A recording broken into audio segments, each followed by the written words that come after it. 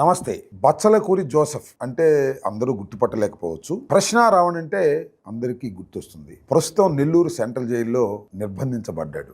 ఎట్టకేలకు చిట్ట చివరకు ఈ ప్రభుత్వం రావణ్ని బంధించడంలో అతి కష్టం మీద విజయం సాధించింది. ప్రభుత్వం విజయం సాధించింది అనుకుంటున్నారు కానీ నిజానికి దీనిలో ఖచ్చితంగా రావణ్ విజయం సాధించాడని నేను అనుకుంటున్నాను. ఎందుకంటే నిన్నటి దాకా రావణ్ కేవలం ప్రశ్న రావణే.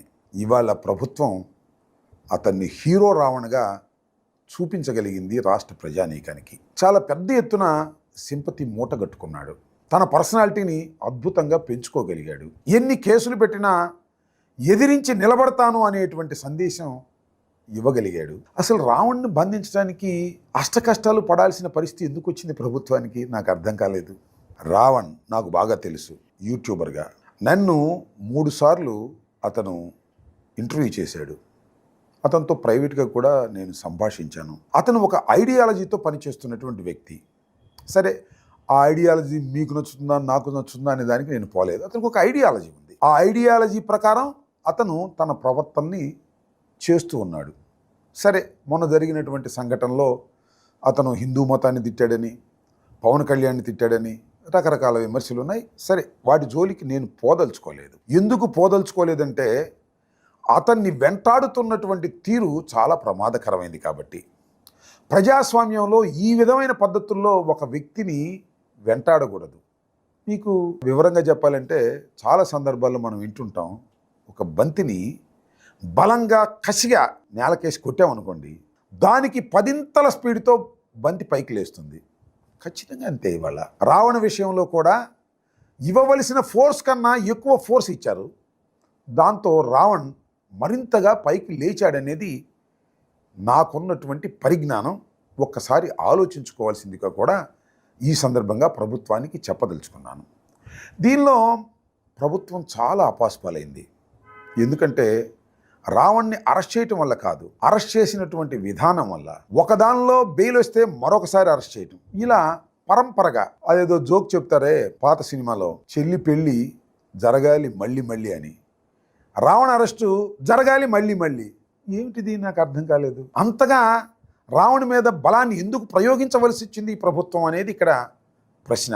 ప్రభుత్వం చాలా చెడ్డ పేరు తెచ్చుకుంది. ఒకవైపున ప్రభుత్వం చెడ్డ పేరు తెచ్చుకుంటే జనసేన అధిపతి పవన్ కళ్యాణ్ గారు ఈ విషయంలో గ్రాఫ్ చాలా స్పీడ్గా పడిపోయిందని చెప్పక తప్పదు. ఎందుకంటే రావణ్ని అరెస్ట్ చేసిన తర్వాత వెంటనే వచ్చి ఆయన ఒక ప్రెస్ మీట్ని కండక్ట్ చేశాడు. చంద్రబాబు నాయుడు గారు చెబితే ఆ ప్రెస్ మీట్లో చాలా సూక్తులు ఆయన బల్లె వేశాడు. ఫ్రీడమ్ ఆఫ్ స్పీచ్ గురించి మాట్లాడాడు. ఆ తర్వాత ఆయన మాట్లాడిన మాటలన్నీ కూడా ట్రోల్ చేస్తూ అనేకమైన వీడియోలు మన ముందు ప్రత్యక్షమయ్యాయి. అంటే మీకు మాత్రం చట్టం వర్తించదు, కానీ రావణ్కి మాత్రం చట్టం వర్తిస్తుందా అనేటువంటి ప్రశ్నలు కొల్లలుగా ఈ రాష్ట్రంలో ఉద్భవించాయి. ఇంకొక విషయాన్ని కూడా ఇక్కడ నేను చెప్తున్నా. పవన్ కళ్యాణ్ గారిని ఎందుకనో చంద్రబాబు నాయుడు గారు చాలా చక్కగా ఉపయోగించుకునేటటువంటి ప్రయత్నం చేస్తున్నారు. పవన్ కళ్యాణ్ గారు గ్రాఫ్ పడిపోతుంటే నాకు కూడా ఎందుకో బాధ ఇస్తుంది. బహుశా ఆయన మీద అజ్ఞానమా? కాదు, జాలి.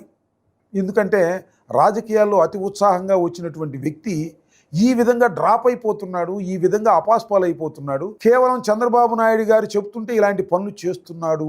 అందువల్ల కొద్దిగా జాలి కూడా కలుగుతూ ఉంది. ఎందుకంటే మీరు చూశారుగా, 4 చోట్ల రావణ్ని అరెస్ట్ చేసి కోర్టులో ప్రొడ్యూస్ చేసే ప్రయత్నం చేసినప్పుడు పోలీస్ స్టేషన్ మీదకి దాడులకు వెళ్ళింది ఎవరండి? జన సైనికులే, ముఖ్యంగా కాపు సోదరులు. నేను అడుగుతా ఉన్న జన సైనికుల్ని, పవన్ కళ్యాణ్ గారిని, కూటమిలో మీరు భాగం కదా, ఎందుకు తెలుగుదేశం వాళ్ళు రాలేదు? మీరే ఎందుకు వెళ్ళారు? ఆలోచించారా? ఆలోచించే శక్తి మీకుందా? నిజంగా పవన్ కళ్యాణ్ గారికి అన్యాయం జరుగుతుందని అనుకుంటే, పోలీస్ స్టేషన్ మీదకి వెళ్ళాలనుకుంటే తెలుగుదేశం వాళ్ళు ఎందుకు రాలేదు? ఇక్కడే అసలు విషయాన్ని మీరు ఆలోచించలేకపోతున్నారు. చంద్రబాబు నాయుడు గారు ఏం చేయదలుచుకున్నారంటే, తన కొడుకుని భవిష్యత్తులో పెద్ద నాయకుడిని చేయటం కోసం జగన్మోహన్ రెడ్డి గారి పార్టీ గొడ్డల పార్టీ అని ప్రచారం చేస్తున్నాడు. ఈ జనసేన కూడా పోలీస్ స్టేషన్ల మీద ఎగబడేటటువంటి పార్టీ అనే పద్ధతుల్లో చిత్రీకరించడానికి ప్రయత్నం చేస్తున్నాడేమో. ఒకసారి ఆలోచించగలరా? అంత శక్తి మీకుందా? ఉందో లేదో నాకు తెలియదు. ఆలోచించే ప్రయత్నం చేయవలసిందిగా జన సైనికులకు ఈ సందర్భంగా నేను చెప్పదలుచుకున్నాను. వింటారా అది మీ ఇష్టం. ఇక రెండో అంశం ఏంటంటే, ఇక్కడ పవన్ కళ్యాణ్ గారి గ్రాఫ్ మరింత స్పీడ్గా పడిపోవడానికి మరొక కారణం ఉంది. అదేంటంటే సాయి కృష్ణ డెత్. ఆ సాయి కృష్ణ డెత్లో పవన్ కళ్యాణ్ గారు ఎలా ప్రవర్తించాడు, చంద్రబాబు ఎలా ప్రవర్తించాడు, ఒకసారి బేరీజు వేసుకోండి. చంద్రబాబు నాయుడు గారు ఏం చేశారంటే ఆ సాయి కృష్ణ తల్లి గారిని పిలిచారు, ఓదార్చారు, ఆమెని చేతులు పట్టుకొని అమ్మా నీకు న్యాయం చేస్తానని చెప్పాడు. దట్ ఈజ్ పాలిటిక్స్, అవునా? మరి పవన్ కళ్యాణ్ గారు మీరేం చేశారు? మీరు వాళ్ళు మీ పార్టీ అని బహిరంగంగా ప్రకటించుకున్నా అతను క్రిమినల్, ఆ క్రిమినల్ని ఎందుకు సపోర్ట్ చేయాలి అని గర్జించారు. చూసారా డిఫరెన్స్? చంద్రబాబు నాయుడు గారేమో ఆ కుటుంబానికి మేలు చేసే మహాత్ముడయ్యాడు, మీరేమో మీ పార్టీ వారని చెప్పుకున్నా వాళ్ళను కించపరిచే విధంగా మాట్లాడి వారికి గాయాలు కల్పించారు. చూసారా ఎంత తెలివిగా చంద్రబాబు నాయుడు గారు మిమ్మల్ని ఉపయోగించుకుంటున్నారనే విషయాన్ని ఇక్కడ మీరు గమనించకపోతే ఆ తర్వాత మీ ఇష్టం.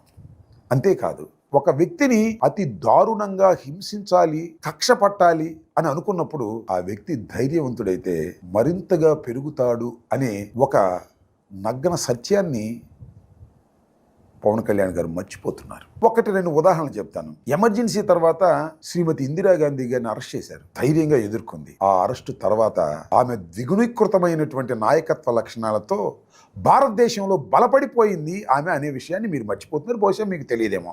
అక్కడ దాకా ఎందుకు?